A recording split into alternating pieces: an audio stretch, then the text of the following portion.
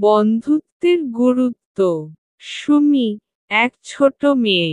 সুমি ছিল একা একা খেলতে পছন্দ করা মেয়ে।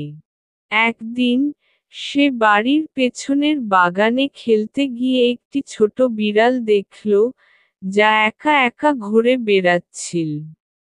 সুমি প্রথমে বিড়ালটিকে দেখছিল, তারপর হঠাৎ করে তার কাছে গেল।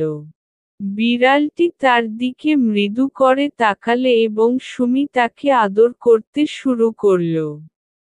সুমি বলল, তুমি কি একা থাকো? বিড়ালটি করে উত্তর দিল, যেন সে জানে সুমির প্রশ্নের উত্তর। সুমি হাসল, তুমি একা একা খেলছো, কিন্তু আমি ভেবেছিলাম যে আমি একা, আর তুমি মনের মতো খেলা করতে পারছো। এদিন, সুমি বিড়ালটিকে খেলার সঙ্গী হিসেবে গ্রহণ করল এবং তারা একসাথে অনেক খেলা খেলল।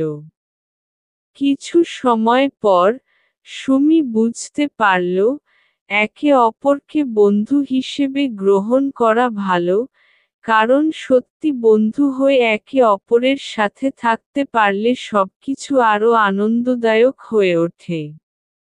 গল্পের শেষে, সুমি জানল যে, কখনো কখনো বন্ধুদের সাথে সময় কাটানো এবং একে অপরকে ভালোবাসা ও যত্ন দেওয়া খুবই জরুরি। এটি একটি সহজ এবং মজাদার গল্প যা বন্ধুত্বের গুরুত্ব এবং একে অপরকে সহায়তা করার কথা শিখায়।